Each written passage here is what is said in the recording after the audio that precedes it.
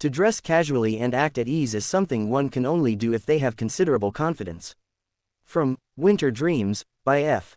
Scott Fitzgerald, translated by Takayoshi Agawa. This is a line from a short story by the American author F. Scott Fitzgerald, best known for The Great Gatsby. It expresses, in a rhetorical way, the idea that someone who can comfortably interact with others without concern for their clothing must either be very confident, or perhaps overconfident. So how should we view this particular case? Prime Minister Ishiba's wife's dress in Vietnam sparks controversy. While visiting Vietnam, Prime Minister Shigeru Ishiba posted a photo of his wife, Kako, on his official social media. However, many people reacted with discomfort to her floral one-piece dress. Some felt that the dress, being a size too large and seemingly overwhelming her frame, made her appear sloppy.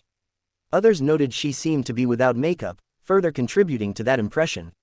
There was also speculation that the dress was from Snidel, a fashion brand primarily targeting women in their 20s and 30s. This raised questions about whether such attire was appropriate for a first lady representing a nation. It's true that the dress did not particularly suit her. Wearing clothing too young for one's age can often have the opposite of the intended effect. This issue around Kako Ishiba's one-piece dress warrants further consideration. Why choose a youth-oriented brand dress for a diplomatic setting? Let's first look at the choice of Snidel. If this dress was chosen by Kako herself, one might assume that she still sees herself with the mindset of someone in their 20s, 30s, or at most, 40s. That is, she may believe she has preserved her prime appearance or that striving to maintain it isn't unnatural. That could explain why she thought the fluffy, youthful design was suitable.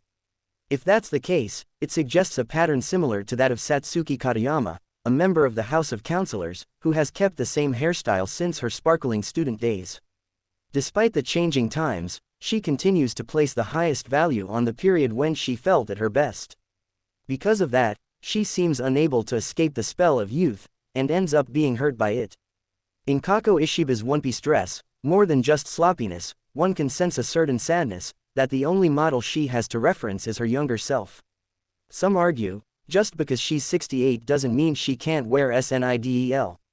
But among global politicians and first ladies, whether in the West, China, Korea, or the Philippines, there are none who appear in public wearing doll-like fashion.